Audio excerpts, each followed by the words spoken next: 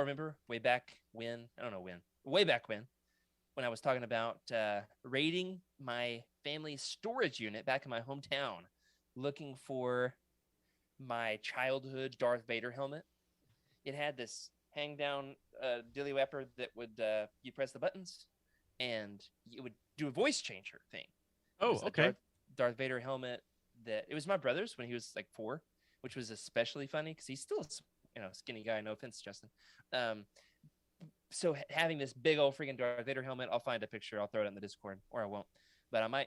And it was always funny to see him wear this thing, and he'd be like wearing one of those Hulk hands from 2003. Anyway, I was looking for that. I want it in my Star Wars collection. It's one of the last things from my childhood that I've not been able to find. So I went the other day. I was back home. My dad and I, pretty late at night, raided the storage unit. I was so excited. I was looking for a handful of things: the Darth Vader helmet, my Power Rangers toys, which I did not find. I found one Megazord, but not all the figures, which was sad. I did not find the full Darth Vader helmet. I found the back half of the helmet. You know how at the end of Return of the Jedi, it's got the 2 pieces, and so it takes off the back, and then the rest. This helmet had exactly that. I found the back of it. I did not take it because if I did, then I would wear it like Rick Moranis in what's the parody? Spaceballs, right? I would look like Rick Moranis' Darth helmet. So anyway, I found the back half of the helmet, the mullet. Did you call it the mullet side, Freddie? Yeah, the mullet side of Vader. I did not take it. So it's still in the storage unit. You know what I did find, though? Uh-oh. Y'all ready for That this? look says it all. He's got the glasses off. Oh, he took the glasses off. I am dying to know if y'all have ever heard of this, because it is legitimately one of the weirdest things in my entire life, and it has been a part of my life since the mid to late 90s. Y'all ready for this? This is a game Uh-oh. that I got for Christmas, and I'm going to guess 96. I don't know for sure. The game is Gooey Louie. Oh, yes. I know exactly what this is. You would. Should I tell everybody what you do? Yeah. Wait Talk a about minute. it. Well, I'm going to do a live Gooey Louie unboxing. We're going to do a playthrough right here. We're all going to do. So Gooey Louie, if I'm not mistaken, was one of those 90s games. Like they had the Mad. Yeah. This is Gooey Got that Louie 90s here. animation. Looks like Doug meets like Phineas and Ferb. Yeah. Oh, the last time we talked about Doug, I stayed up till 2 a.m. doing Doug research. Doug research. Yeah. No, So that Gooey might Louie, be the most Jared No, it thing I've looks ever like heard. he All about right, to what do you kiss me, do? But there's a he's couple. not. There's a couple of weird games around this time, and this is one of them. And you would literally pull snot out of his nose. Yeah. So he Oh has my these boogers. gosh. I remember And this. the boogers. Let me say this much: a little worse for wear. 20 years later. All right. So you pull the boogers out the nose. Gummy worms. Oh, disgusting. This one's jammed. All right. So Oh. you get one, and at the end, what happens, Freddie? I don't remember. I played. I'm My gonna keep nose going while you hurts. describe. This one's a little shorter. Oh. I don't recall what happens at the end of this. My Is it? kids are very entertained. How by is this a game? I haven't played this game, and You're about to find you know out. that with the ice blocks. Do you guys remember the one with the ice blocks? Yeah. Yes. That was I'll awesome. break the Yeah. ice. Yeah, that We was also fun. That got- one's a good one. Out of the storage unit. Don't spill the beans. Yep. Ooh, I remember that. They reprinted I got- that one recently. Okay. Yeah. Some of them you really got to dig around for, and you got to kind of maneuver like front to back to front, that sort of thing. Jared, there's a lot Uh-huh. of things I like to do with my time, except for watch you pick Play this Gooey. game's No. So you nose. keep going until sooner or later. Something comes out. Yeah, there's still one in there. Okay, this is gonna be the one.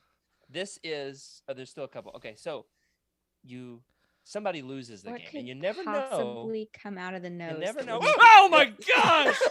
Oh, It freaks me my. out so hard every single What? time. It, just happened. Gooey, It's a Jack in the Oh. Box booger picking game. you've been gooey Louie. That's right. So Oh. this. Gooey. I remember as a kid seeing a commercial for this, and I was like, and then you just reload the boogers when you're done. Take And, Ferric Jared Man, that one. Play again. I've been playing Oh this my game since I gosh. was a kid, and every single freaking time that brain pops out, Oh, I have had that exact same reaction my entire life. wow. I remember the Gooey Louie. Seriously, I was not Been a long expecting time. that at all. No, I thought you were about to pull something weird out his nose. Yeah. And Yeah. like, Can you So you imagine pulled- being like the generation where Operation was invented, and then this Oh, guy yeah. comes out, and you're like, "Where's the You want world? Like, Operation? how is the world changing to this this?" is the future of the medical profession. I remember when I saw commercials for that and I wanted it, and like having to give a serious pitch to my parents on why it was not too inappropriate for me to own. And they caved, and it was a whole thing. We'd play it. Anyway, so I finally got it out. I was describing it to my kids, and I was like, I've got this. I'm going to get it. I'm going to bring it home. We brought it out. My 4-year-old, very excited, enjoying it. My 7-year-old, I was like, Ava, you want to play? And she said, no. It kind of freaks me out. And I was like, you're not wrong for that. So, yeah. Did you have a favorite 90s game? Like, that to me is so iconically 90s, right? That's awesome. It's just absurd. You got the green and the purple. Nothing says 90s like purple, right? Oh, totally. Purple The and colors are neon definitely- green. You got a favorite 90s game? There was one. There was one where I can't remember exactly what it was. It was like a bird. It wasn't an elephant, like the one that most people think of. And it would shoot things out of its mouth as it was standing and going around in circles, and you catch them with like these things. Basically like that elephant game where it comes out of its nose and you catch all the butterflies with the net. It was like something similar to that. So it's like an outside weird. game kind of thing. Huh. You could definitely play in a room. Okay. It's ringing a bell. Or like, huh. Give me a second.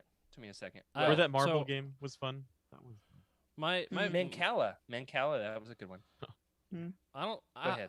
I don't have a favorite board game, I don't think, but I do have a favorite game from the 90s. I'll give you a hint. Do.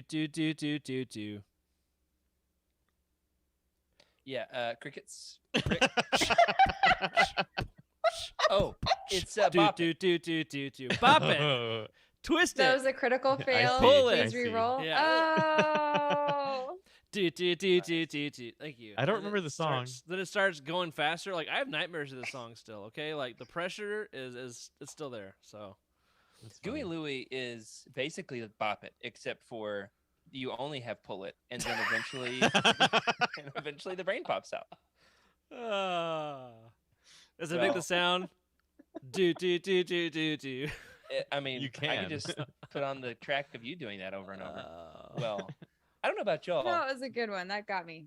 but I'm hoping that even more brains pop out after this awesome episode of Legends Look Back that we are about to have. We got the folks here in the chat. Gooey's on the floor. Or Louie. I don't know if we Louie's run the Gooey. first name basis like that. Yeah. Yeah, Louis don't lose Gooey's all those. over the floor. Mr. Louis. Mr. Louie is safely over there in his place. The brain has been reinserted into his cranium, Cranium. and we are ready for the show. So, Rick, without further ado, Moist. let's punch.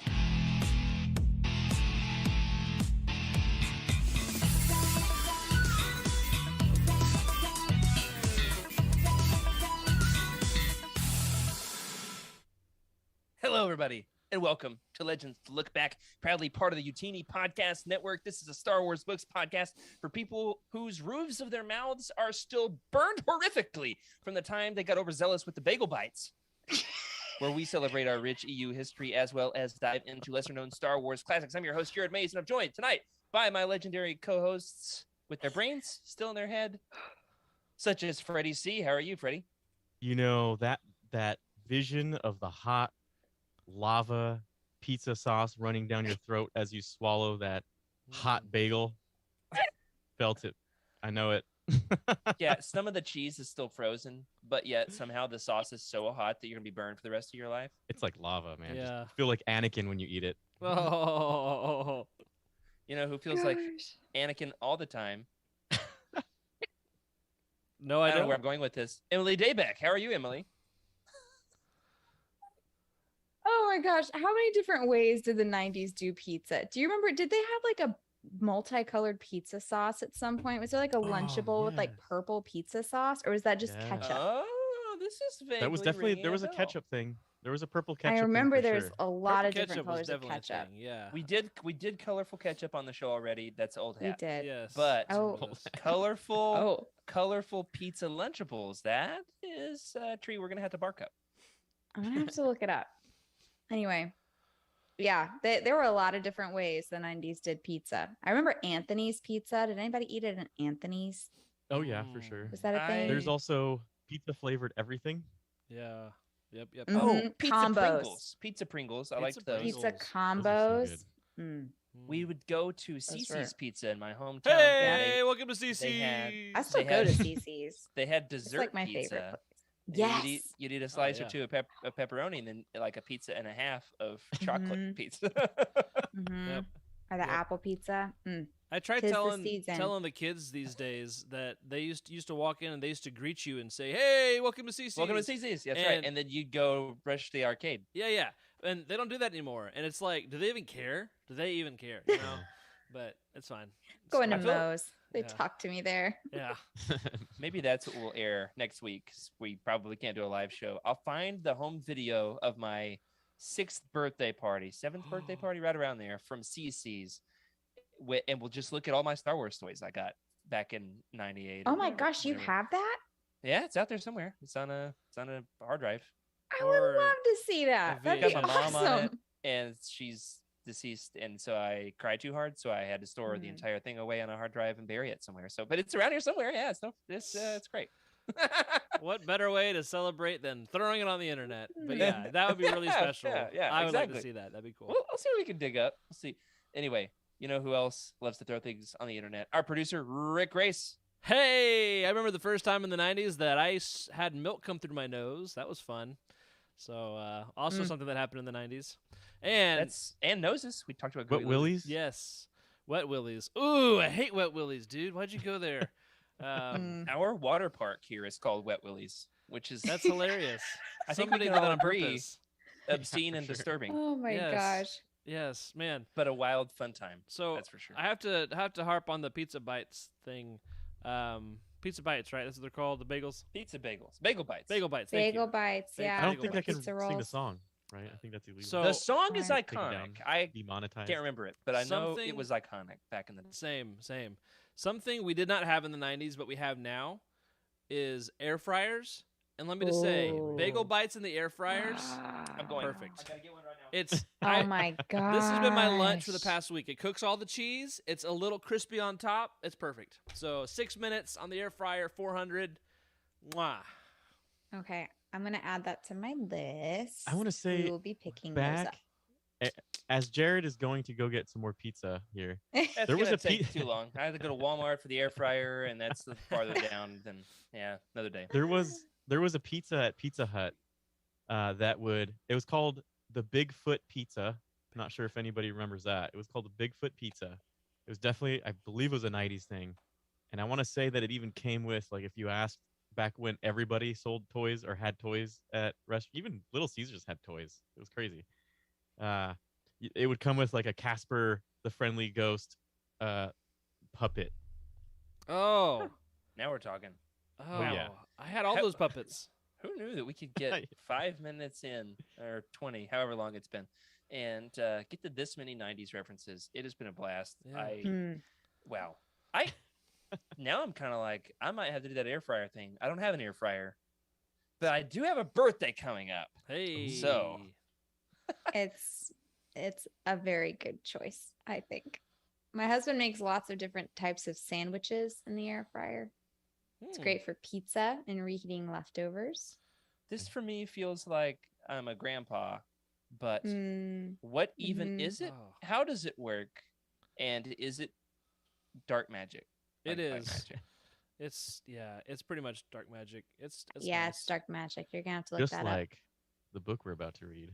Ooh, Darth magic. Oh. See the way we just tossed that softball to Freddie, and he nailed it out of the park. That is right. You know who would not be entertained by all of our silly 90s references? This guy. Tonight, we are talking about Darth Maul, Shadow Hunter. And I'm going to go ahead and say it, sweeping declaration right here. I have decided, I've been wondering about this for a while, at least at the moment, for today. Mic drop, my favorite Star Wars book of all time. There it is. It's the best. Indisputable. That's all you need. So thanks for joining us for Legends Look Back. You can follow along with all of our goings-on Discord. There we go. Yeah, that's right. Join the Legends Look Back Discord if you want to buy the book, support the show. No, we'll do the show. We'll do the show. We got a lot to talk about here, and that is the book that is almost out of the 90s, but not quite. This book was published in 2001. It is by Michael Reaves. Michael Reaves has his own little universe of Star Wars books that he penned. Some of them with co-writers. I don't know if there's ever been a Star Wars author who wrote with more co-writers. Oh yeah, this, I would say what is it? There's like 2 books written by him, and then maybe 4 or 5 co-written. Yeah, he's like got 3 independently, and obviously there's a lot of Star Wars writers who are collaborative. I mean, even today with the High Republic, it's very collaborative. I can think Kevin J. Anderson did a ton of collaborating as well. Had a lot of books that he co-wrote or edited alongside others. However, I do wonder what's up with this. I wonder, does Michael Reaves get halfway through a book and quit and just send the floppy disk in the mail to somebody else and say, "Would you finish this? You got this, right?" I just want to know what's going on. It's awesome, kind of fun. But this is, I think, out of all of his books, my very favorite. He also wrote the MedStar duology. He wrote Death Star, which I read this year and really, really enjoyed quite a bit, with Steve Perry. The Coruscant Nights trilogy, the third of which is co-written with Maya Catherine Bonhoff. Shadow Games, which I also quite enjoyed. That's the Dash Rendar book, right? Dash Rendar. With Maya Catherine Bonhoff, and The Last Jedi, not to be confused with the one where Luke drinks the milk. This is The Legends Last Jedi, which is co-written by Maya Catherine Bonhoff. Kind of creates its own little universe. So we are going to talk about the first of his books, his contributions to the Star Wars universe tonight, with Darth Maul, Shadow Hunter. Emily, can you tell us a little bit about some of the nonsense craziness involving the republication, reprinting of Darth Maul, Shadow Hunter over the years? You're gonna have to decode some of these show notes for me because there's a lot of abbreviations that I don't understand. PPB is paperback. So the paperback edition in 2001 had Saboteur novella by James Luceno included, which I have actually read. And it doesn't make a lot of sense on its own, but attached to this book, it would make a lot of sense. Yeah. So the paperback followed by the paperback in 2001. So that's the standard cycle most Star Wars books go through. This one didn't stop there. It did not stop there. Not by a long shot. So 10 years later, in 2011, had both Saboteur and Restraint, which was another exclusive short story by Luceno, and a tie-in to the 3D release of The Phantom Menace. Very good. Yet another abbreviation. Like I said, I wrote these show notes in an hour, so there's a lot of abbreviations tonight. You got this. See, I would have gone for the phonetic pronunciation. It's good. The Phantom Menace. Yeah, there's a lot of abbreviations. And it didn't stop there. So this is our third release of the 2022 ELC edition, Essential Legends Collection edition, and the audiobook read by Sam Witwer himself. That's right. He's the voice of Maul in Clone Wars, right? Yeah. And Rebels. And Solo. And probably other things. He's in Solo? I forgot that. Spoiler alert. That's amazing. Reveal at the end. Yeah. I totally forgot that. And if that wasn't enough, so now we're at the 4th edition. There is an additional UK cover in case you didn't have enough. So Rick, can you show the good folks these covers? I've got a handful here. Got the original cover with the floating heads. I call this one the floating heads cover. You got Maul's floating head. You got Sidious's floating head making this face. There was an era around that time, right? Everything's under control. Situation normal. Everything's perfectly all right now. We're fine. We're all fine here now. Thank you. How are you?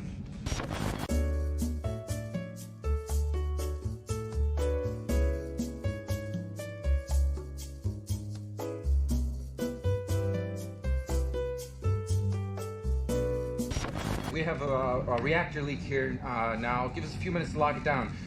Large leak, very dangerous.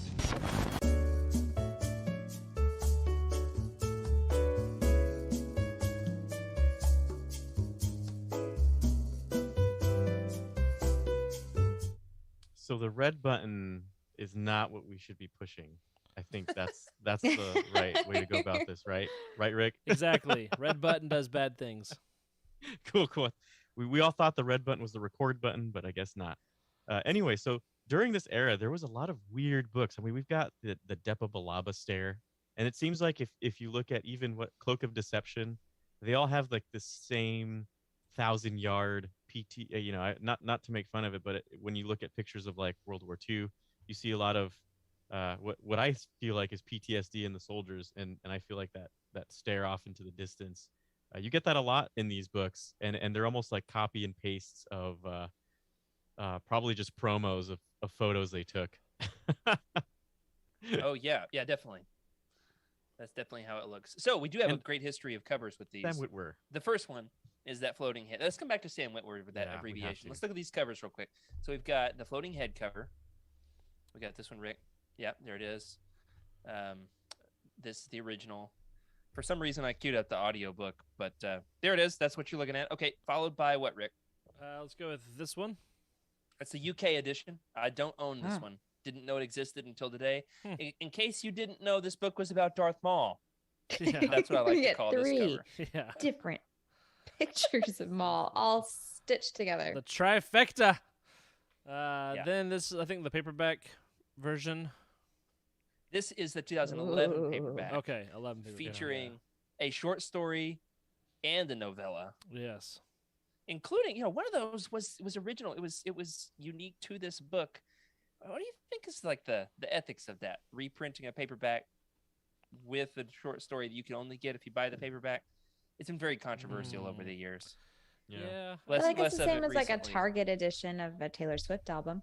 Ooh, that's oddly specific. Which I threw a huge fit about last week, if you're paying any attention. Yeah, floating head cover. Distance. There we go. And the stare. Very good. Another stare off into the distance. Yep, there's a lot. That one's coming up soon. We're doing that one soon. Nice. Yoda Dark Rendezvous. Flexing that hardcover, Freddie. I know where you got that one. Okay. Yep. And what else, Rick? Let me find Should be one more cover. Buttons. Yep, here we go. Beautiful. Yeah, this is the 10 out of 10. ELC Love cover. that. Now, what do these four covers have in common? Let's talk about this for 1 minute here. They all have Darth Maul on it. Star Wars. They all have Darth Maul and almost nothing else. Okay, why in the freaking world do we need 4 different covers that all are just Maul? It's just a different variation of Maul. Point. You want a head of Lauren in the corner? A fourth of the book, I felt. Yeah. Looking off in the distance. Yeah. Does one of these do the story more justice than the others? I feel like really. This one, the ELC version, I think does a better depiction of like his surroundings. I don't like the one where it's just 3 shots of him. I don't like the one where it's just a picture of him. That's right. We're going to throw that one into the hopper, just like we did the T. All right. Yeah. It's the UK edition. Yeah. I like this one. The which edition is this? This is the original. OG, yeah. The original. Yeah. The original is pretty good. I mean, it has a Neimoidian, right? And it's the story. Right? This is more of the story. But it doesn't have any Jedi at all. And there's a lot of Jedi in the book. That's true. That's true. That's right. Now, there is an image that was created specifically for the Essential Reader's Companion. Freddie, you remember the name of the artist? I met him. I freaked him out. I came on way too strong. You remember who I'm talking about at Celebration? Signed your postcard. Yeah. He did all the illustrations for this book. We'll find it. Having a hard time thinking about it. Yeah. Yeah. All right. Rick's going to find it. Anyway, he did an original full-page spread for this book. Yeah. That's in that. It Joe is Caroni? all. Say it again. Is it Joe Caroni? Jeff Carlisle, Joe Caroni, Brian Rude, Chris Scalf, Darren Tan, and Chris Trevis. Ooh, Chris Scalf. Chris Trevis. It was Chris Trevis. So he did an image that is we've got ready for tonight, in fact. So Rick, when this one is you don't have to look in the book, it's in the computer. Click the glowing rocks, but not the red button. Don't click that one. Anyway, this I think is my favorite piece of art that was ever made about or for this book. Does it have Neimoidians? No, it doesn't. There we go. Oh, love that's a beautiful. Yeah, that's a. You know what I can just feel from this image here?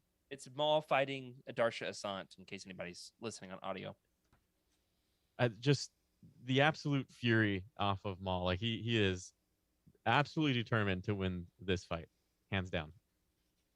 and yet she's holding her own, and so you got the clash of blades. And anyway, it's a great image. Wanted to give a shout out to him for this, and also poke fun at the fact that we've got 4 different covers that are all basically just Maul looking ambitious. That's it. The hubris. I don't know if that last cover really cut it. Let's go back to the drawing board. Boom, sir. I'd like to present to you the cover. It's Maul. Nailed it. This is an out of print cover edition, I would say. Yeah, I could see that for sure. So anyway, very excited to talk about this. Who added the rest of the trivia notes in here and wants to talk about this? Yeah. Let's see. Do we have? So this is kind of some background on. It was in the Reader's Companion, just to give some idea of where it's at. Darth Maul, Shadowhunter, is in about 32 BBY, so that's before the Battle of Yavin. And in terms of Legends chronology, I guess, in terms of what are we calling that? Just if you were to see this on the Utini timeline, Cloak of Deception happens just before Shadowhunter, and all of this is happening before the Phantom Menace. So this is all leading up to the Phantom Menace and the events that we see in that movie. Pretty interesting. Yeah. I don't try to keep all that straight so much. Because the timeline gets really messy right before and around the Phantom Menace. It sure does. Man, yeah. We tried to do Plagueis with Trevor, and oh man, all the Legends stories right leading up to the Phantom Menace, it gets very, very wonky. There is a lot. Okay, what else? One more thing you got here, Freddie? Let's save this one when we get into the characters. I might be able to just bounce it off. Perfect. So let's get into the summary. I'm going to go ahead and give a fair warning. 100 episodes of Legends Look Back. I've written original summaries for all of the roundtables. Oh, dear. This time around, I did not. These are not my words. This is a huge shout out to the Wook for the help this time around with the summary. Sometimes you got to do what you got to do. But hey, I did edit some things for brevity, and so you're welcome. Ready for this? Let the Wookiee win. The Wookiee won. The Wook won this one for sure. Is a huge win for the Wook, and we win. Yeah, everybody wins. That's right. So here's the deal. This is your spoiler warning. If you have not yet read Darth Maul Shadowhunter, there's no shortage of ways to find it. I'll say that much. You've got some Alfred book with so many reprints. It is like one of the most underrated Legends books of all time. So many folks have never read it, never given it a chance. Maybe because all the covers is just Maul on the cover. You got nothing else to go off. So much angst. Yeah, that's right. Okay, so here we go. Newt Gunray finds that his second in command, Hath Monchar, has gone missing. Ba-ba-ba. Darth Sidious contacts Gunray, sniffs out the truth, sends his apprentice Darth Maul. Ever heard of him? After the missing Nemoidian, the book basically becomes one long out of the frying pan into the fire chase sequence through Coruscant at this point. Does it not? Mm-hmm. Am I wrong? Yep. Nope. You're right. Meanwhile, Darsha Asant, a Jedi Padawan, prepares for her final mission before throwing her hat in the air or her Padawan braid, and finally becoming a Jedi Knight. She is sent to the Crimson Corridor in the underlevels of Coruscant. There, she must pick up a former Black Sun employee named Ulf the Fondorian, who is willing to trade information about the recent reorganization of the upper ranks, the criminal syndicate, in his exchange for protection from the Jedi Order. Blah, blah, blah. Long story short, she finds Ulf. Wow, this name is so freaking difficult. Shout out to Sam Witwer for pronouncing this. Ulf. His name is Ulf. Yeah, everybody say that 5 times fast at home, or if you're out walking your dog. That's OOLTH. Yeah, Ulf. Yeah. So the ship they were supposed to travel on is damaged by raiding thugs. Who are they, Freddie? Not Hawkbats.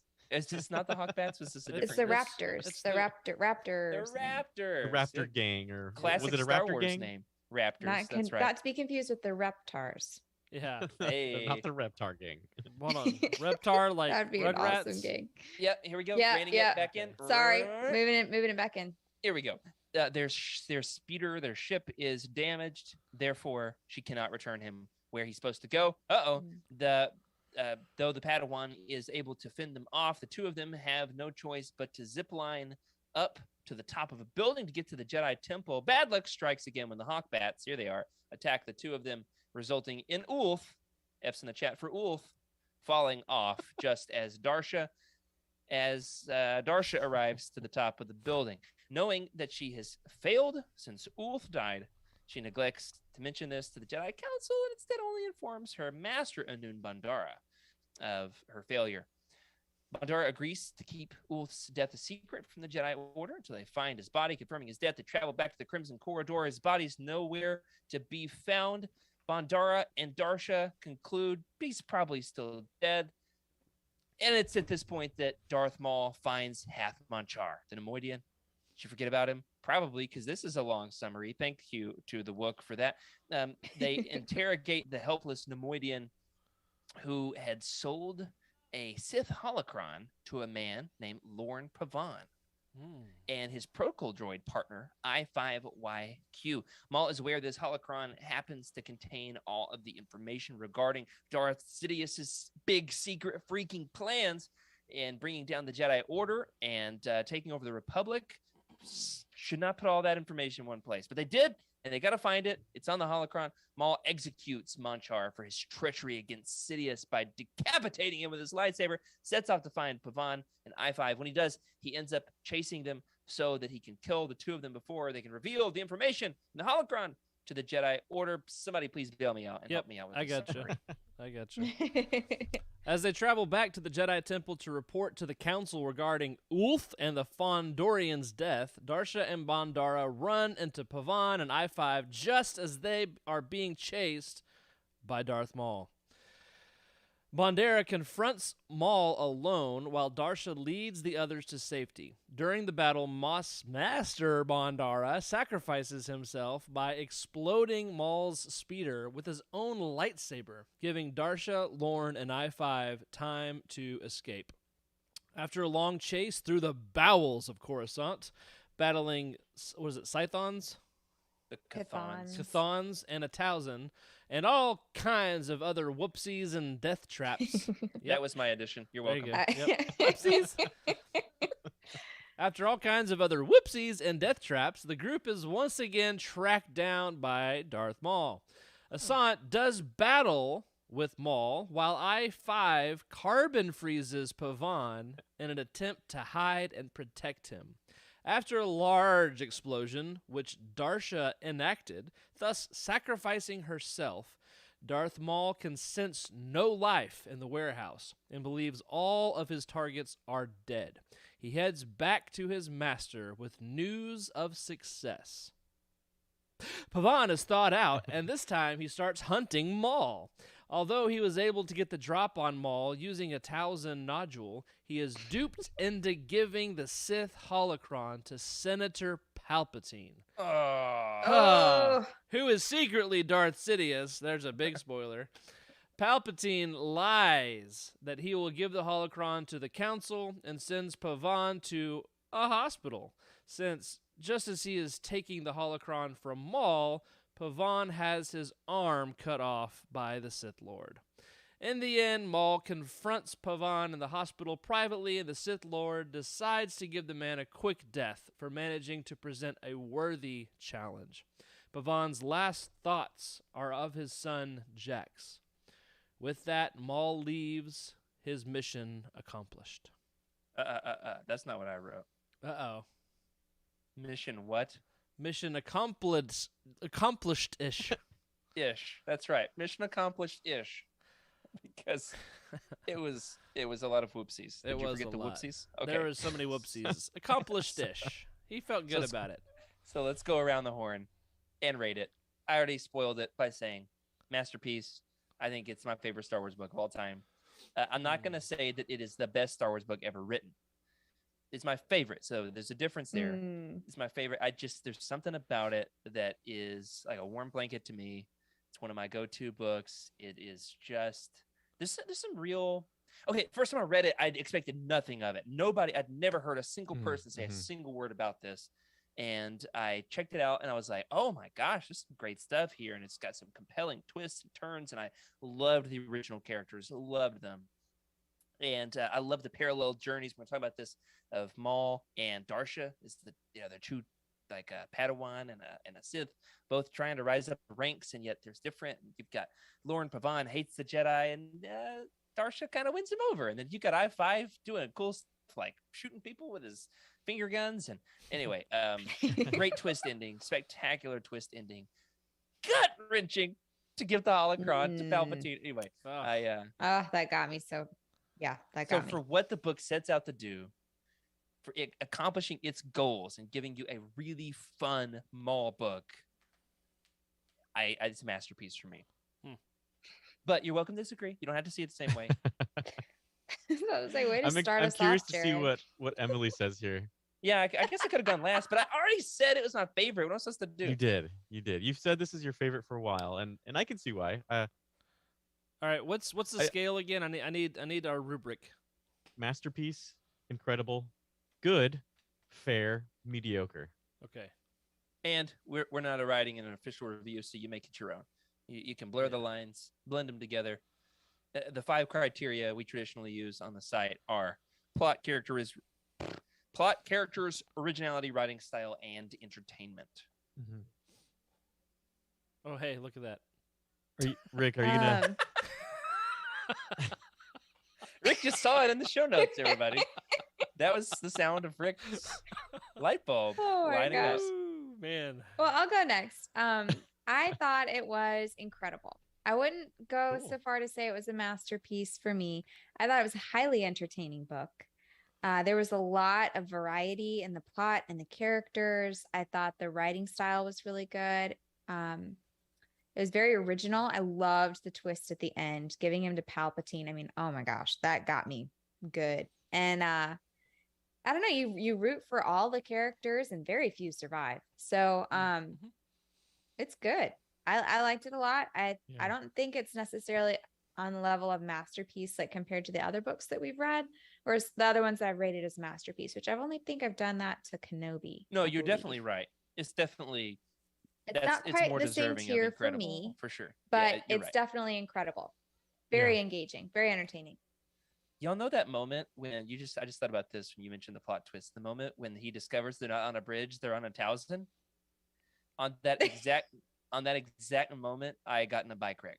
Oh, It wait, felt like, really? Yeah. Oh, I was out on a mountain bike and I got a big twig, like a vine, just wrapped up into my chain, into my, and I just fell off the bike and into the rocks and started sliding down the cliff. And it really, for me, kind of felt like I was down the underlevels of Coruscant, except for. Did you check for thousands after that? Very. But it was awesome. I was like, all right, nodules stuck. It knocked the earbuds out my ears. Oh, man. Yeah, for real. All right, there you go. There's my personal story. While you think of your ratings, I'll accept that as an acceptable rating, Emily. You can stay on the show. That's a good rating. Rick, are you ready? Do you need some time? I got some things to say, but it doesn't matter to me either way. Okay. Well, let's see. I just finished reading Maul Lockdown not too long ago, so I have another Maul book to relate to it. It is the descriptions that happen in this book are very similar to who wrote the Maul Lockdown. I think it was Joe Schreiber. Yeah. Joe Schreiber has some very, how would you describe it? Very visceral. Very visceral. It's very visceral. He's very descriptive with his words. He can make you see gory things. Yeah, is the best way I can put it. And Lockdown has very much that feeling. I mean, imagine being locked in with a bunch of crazy prisoners and you just have to fight to the death to win. That's how crazy that book is. We're gonna have to start having like a drinking game of all the times that Freddie mentions Lockdown. Trust me, we're gonna bring our pencil, it's it works with this book. I wanted to read them kind of one after the other to have a background of like, okay, how is Maul written in other books? And I do that a lot too. I'll often pair them together like a cheese and a grape. I'm gonna have some Lockdown with some Saboteur. I think the internet. There should be a place that has a bunch of lists of books with the same characters in it, and you can go to this website and get inspired. What's that? What would that be called? There's a timeline too. The reading guides on Utini.com. That's exactly. I wrote the Maul reading guide a few years ago. In fact, I remember spending like 12 hours trying to edit the graphic because I don't know how to use Photoshop, and I was trying. So you better use it and appreciate it because I worked hard on it. All right. Yeah. But yeah, all right, continue, Freddie. You're making a great point. Sorry. So seeing what that feels like, right? I mean, if you guys haven't read Lockdown yet, prepare for just the most intense experience you're gonna have with Maul inside of a prison. Because I mean, there were times where I had to put everything down because my adrenaline started running. And this book gave me the same kind of feeling. I would say, what made this book very special to me. I read. I want to say this is one book I read like 3/4 of and I never finished. Glad I did.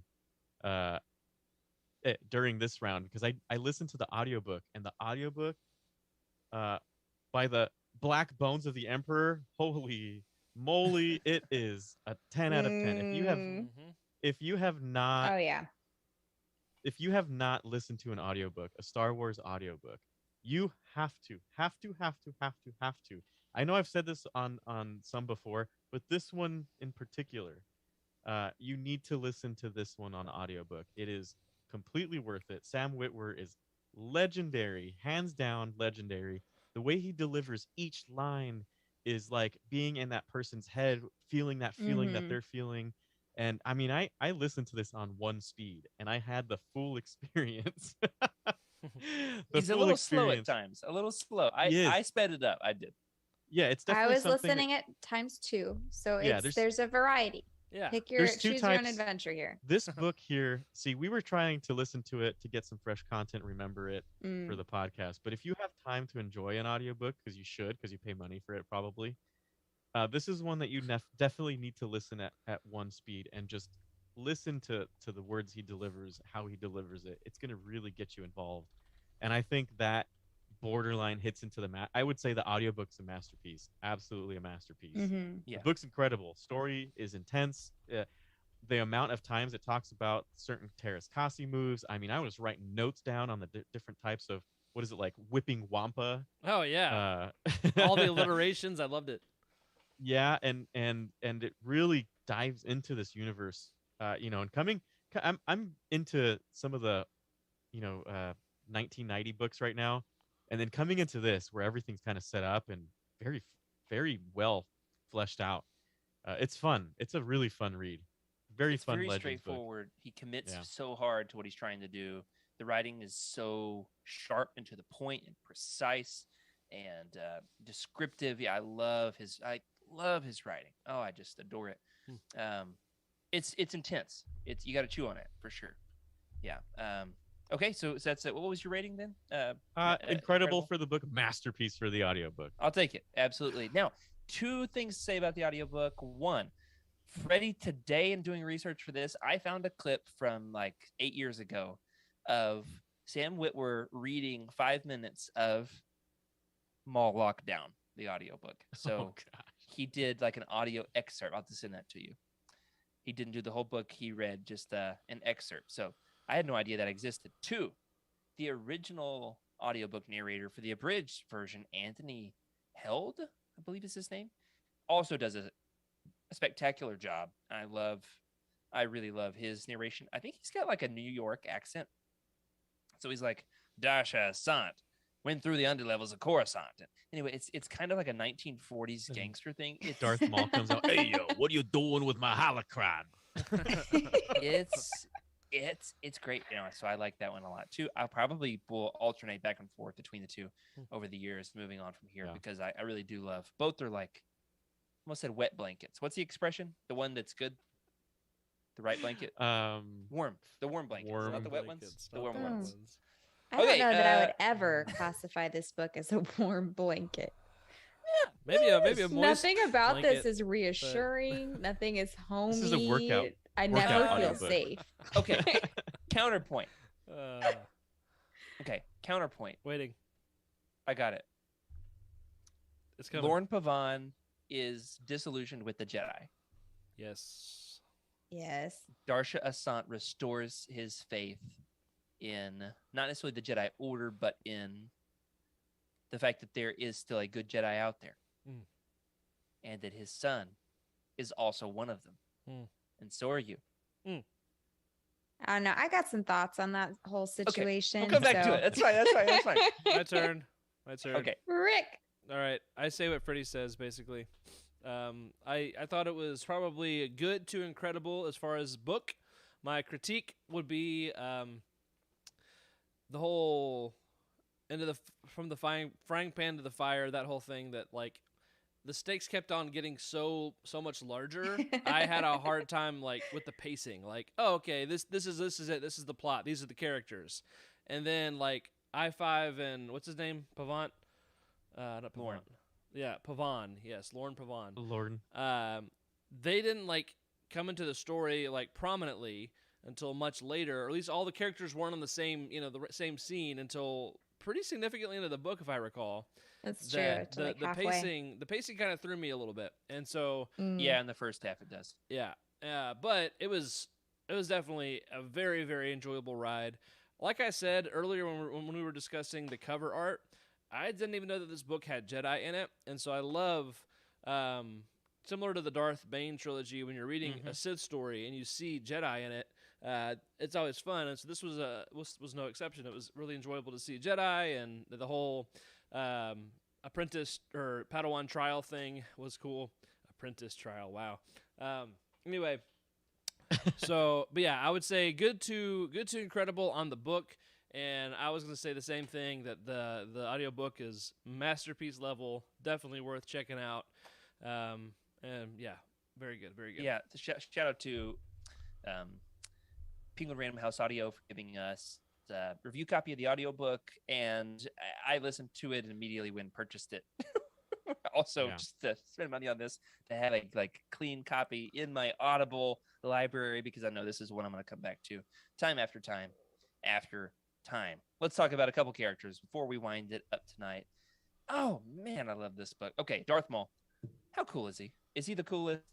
Why is he so cool? What is so freaking compelling? There's nothing good about Maul in this book. Nothing, not one thing. Why is he so freaking cool? Why do we like him? Because he's cocky. He's beyond cocky. He is so well experienced. I've seen these guys, like these kind of martial artists before, where they are so aware of how good they are. and of course, he's a dark side practitioner. So at this point, whatever he's gone through, he's learned that there is no mercy, everything that he has to follow. So he is ruthless. Everything is meaningless to him unless it's for the goal, right? People, doesn't matter. Everything's meaningless. It just talks about how often he just looks over the amount of millions of people, and it just makes him feel so tiny and useless. Like, I'm not even trying to describe it. It's like almost like these useless, insignificant humans that are just not even humans, just anything, cluttering. Just breathing my air. What a waste! It's an interesting way of looking at it. He's absolutely ruthless, and he is intensely scary in terms of his brutality and his martial artistry, and I would almost say that he doesn't really truly get. I'm not sure how to say this. He doesn't get. Trying to think of PG-13 way of saying this. He doesn't like killing people to kill people, right? It's not like he gets joy out of it.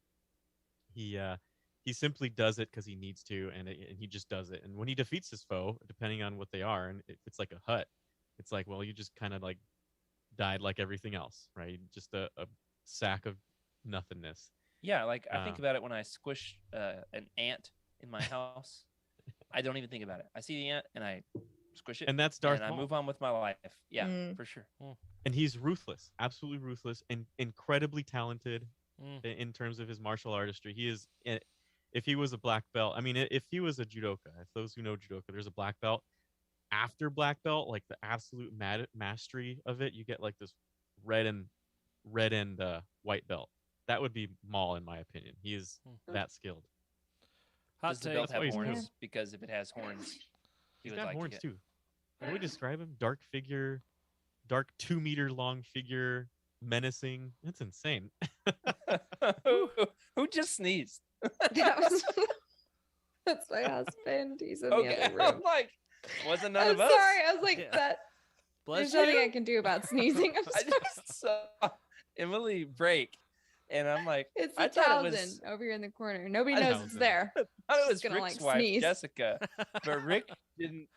He didn't break. Emily broke, That's and so I a- thought we were both laughing at Rick. And then I was like, all right, we gotta find out. I'm Speaking of the actually- Townsend, I'm canon actually- character right there. Oh yeah. Really? Yeah, the Townsend is in canon. Oh, Mother. I didn't Townsend. know that.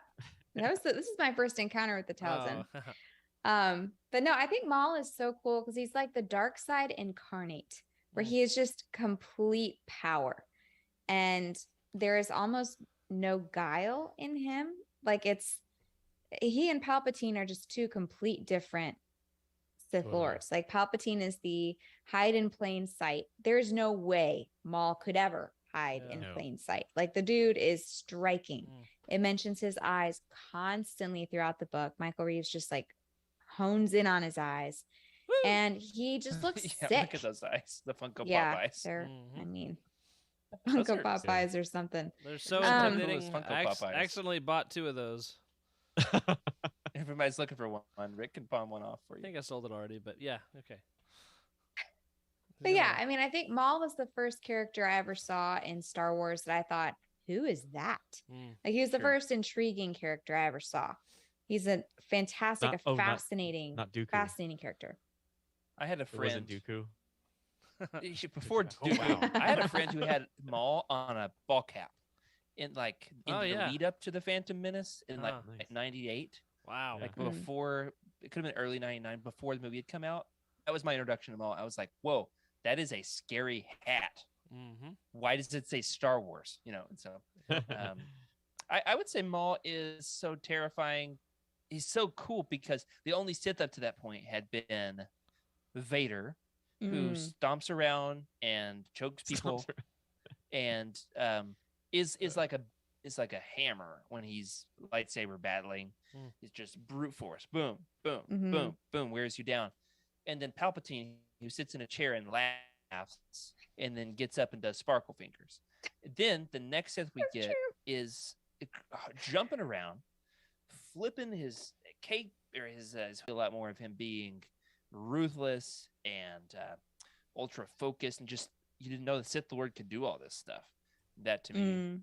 That's is true. just That's- such a huge counterpoint to the Sith who had come before. Darth Mhm. Maul reminds me of Bane a little bit in terms of how skilled he is Yeah. with his art, his martial. Who is this? What's your operating number?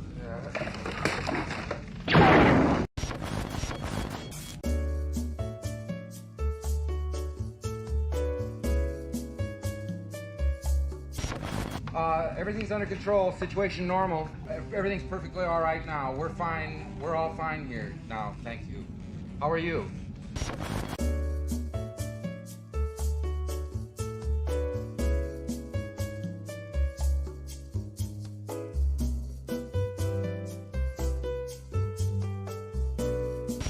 We have a reactor leak here now. Give us a few minutes to lock it down. All right, one more thing I'm going to say about Maul. Darth Maul. All right, this is a hot take. Y'all ready for this? Yeah. Uh-oh. I think Maul is stupid. Yeah, No he's doubt. overly ambitious. Overly ambitious and naive, and he constantly underestimates his opponents. He's got all of this skill. He's all this brawn, but Yeah. no brains. He just assumes he can get himself out of anything, that he doesn't. There's no tact. There's no forethought. It's just show up and beat my opponent down. And He said so he was cool, not that he was smart. I mean, I don't know. he's totally cool. I'm saying stupid, not in the sense that he's a bad character. He's an epic character. He's just like doesn't think, And so like even like when he's in those like inner dialogue about I can't believe I have to go do this stupid assignment. Those parts in Yeah. the book, he's just immature and whiny, Like it's like the opposite of Luke, I was going to Tashi Station to pick up some power converters. That's what I hear in my mind is, Maul complaining about, what his papa told him to do, or his Uncle Owen, Well, I guess. But That's yeah. that's a great point. I don't think anyone will say Maul is a genius by any means. He's just a brute, right? He's an absolute Mhm. brute. His name is Maul. Yeah. Right? Maul. Let's talk about that name, right? That hit in itself is pretty straightforward on what you can expect Darth Maul to do. He looks like a literal devil. Yeah. Yeah. He is the perfect apprentice for this part of the Sith Rising, which is an absolute ninja assassin. And when you're ruling after that, you need someone who is complete brute strength, who can literally just tap a guy on the head with his fist and probably drill him into the ground. And that's Vader. That's the kind of guy you need to enforce. Maul is pretty scary. He could still enforce. There's no doubt about it. Just in a different way. Great point. That's a great point. Yeah. So that's why I think, Rick, to your point, hey, even his inner monologues are ridiculous. That's why it works for him to only take up like a quarter to a third of the page count in the book. Yeah, that's fair. Most of the book is focused on these other characters, and Maul is this hound who is chasing them through the streets and is relentless. And so you care more about what's his relationship with Palpatine, and he's terrified of Palpatine, and yet also wants to rise in the ranks, and yet you spend more time getting attached to these other characters. And so it brings me to this question. He only takes up a small share of the book's page count. Do you find yourself, and I ask myself the same thing when I'm reading the Bane books, right? Do you find yourself rooting for or against Maul? He's the titular character in this book. He's on all 4 of the covers. The others aren't. Do you root for him or do you root against him? Against. This is one of those stories where you just know where he ends up, right? Right. Yeah. You know where he ends up. Or where we thought he ended up down that shaft, and he got the spider legs, and it's a whole thing. Then you have to think like, okay, well, what's going to happen here? Because I'd like some of these people to live, and I wouldn't mind if there was some kind of escape of some sort, but I think Lauren put it pretty straightforward. He said he had the attention of a Sith, and that is not a good thing at all. Period. End of sentence. Right? He's basically accepted his death at that point. All right. So Emily says, Freddie, your answer is what? Do you find yourself rooting for the Jedi to make it?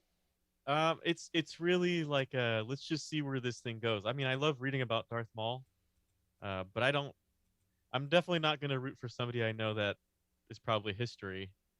So it's just like let me just sit along this ride and see where it goes, kind of thing. So I guess I can't really root for kind of neutral. I root for his artistry in his what he does and how he practices, but that's about it.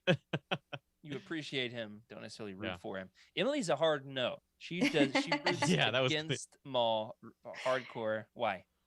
Well, I think that Michael Reaves built it into the book that you're not supposed to root for him. And Sidious calls it at the beginning, where he says that his hubris will be his downfall. And that is so true. Like, his overconfidence is a little bit unbearable throughout the whole book, where he's like, there's no possible way they can escape.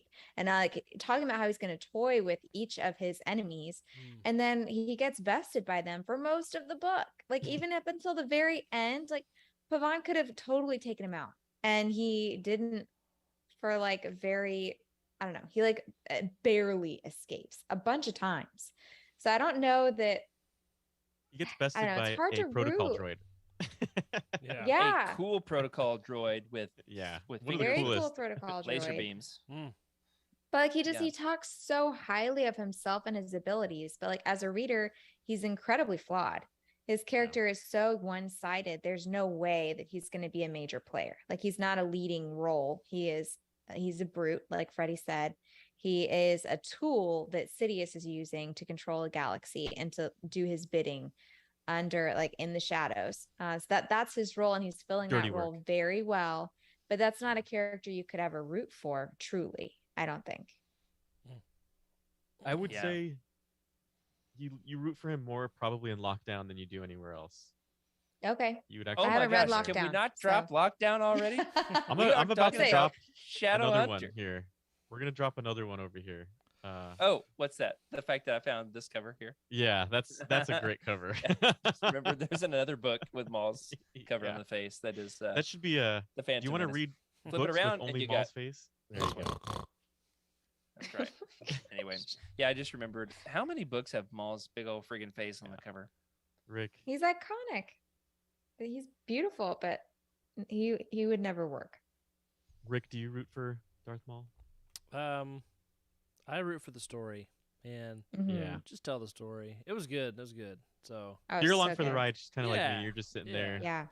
Can't really root for the Jedi because you can see their flaws. You can kind of see everybody's flaws here. Lauren's Right. flaws, right? We see him too. yep, I think yep. I root Yeah, it's more. got a shadow of everything. I think I root more for the crew that's up against Maul Mhm. in this, actively rooting for them than I am rooting against Maul. When Maul shows Yeah. up and like over and over and over, they think they've escaped, and then he's just like, bow, bow, like double ignites that blade, and it's like, So you're never cool. gonna escape me. Every time he does, I go, like, Yeah. it's so satisfying. You know that moment in the Phantom Menace where he shows up and throws his hood back and ignites his blade Mhm. in the doorway? So cool. Like This book has that scene 10 Many times. times. Yeah, It totally. just Yeah. does that scene Over over and and over over and over again. And my favorite is how Sam Witwer reads it with delight. Like he is just Yes. giddy. Oh, yeah. Could not be Yes. happier to just be in combat. Like he's literally He giggling as he's like nailed it. chopping people's heads off. Mhm. He nailed it. He nailed it so well. Well, I think what we're gonna have to do is come back to the rest of the characters future week. What do y'all think? Yeah. Yeah, There's still yeah, a we've lot got more. some good Yeah, ones. probably. Lauren. We've got the Jedi who died, and Anun that Jedi- Bandara. He has a name. yeah, Anon, almost like anonymous. Yeah. Uh, it's funny because I'm just gonna say it now. I was wondering how Anon or Anun. How do you say it? Anun Anun Anun Bandara. Yeah. Bandara. I was like, that name seems so familiar. So I researched it. And of course, I look in the, what is it, like the behind the scenes section in the book. And right there, it says a lightsaber crystal bearing his name, Bandera's Folly, is available for players in Star Wars Galaxies. Mm. Oh, There it is. I man. wanted to just drop another Take one another of drink. those things in there for, Yeah. another, what is Out it, of your toothpick toothpick holder. holders. That's right. Yeah. Yeah. So out of we'll say this for the last question for tonight. This isn't in the notes. Out of the original characters in the book, you've got Anun Bandara and Darsha and I5YQ, the sniveling Nemoidians. You've got all this whole crew. Who's the dealer that they work with? Tudin Sal, he's in here. So out of these original characters, do you have a favorite? One that you find yourself a little bit more compelled to root for, or somebody who's like more striking as a character in your mind? A droid for you. How about that, Jared? That's I5YQ. I5YQ. I do love Yeah. I5. I I think we have a picture of I5. Oh yeah. I want to say his attitude. It kind of reminded me of Alan Tudyk Yeah. in yeah. Rogue One. And Kind this of like predates that by 15 years. Oh, it totally does. It reminds me of like I guess a prototype of Alan Tudyk's character in Rogue One, right? K2. It's K2, right? K2SO. Yep. Yeah, K2SO. But Finger he's full blasters. of finger lasers. He's full of Are we tricks. He's okay? got all the tricks, the internal tricks of R2D2 and HK47 and the sass of K2SO and the body of C3PO. Who is this? What's your operating number?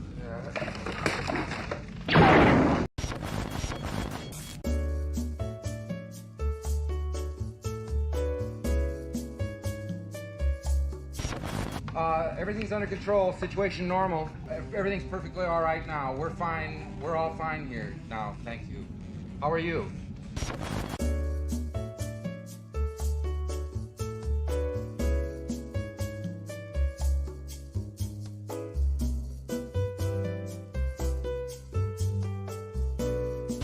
We have a reactor leak here now. Give us a few minutes to lock it down. Large leak, very dangerous.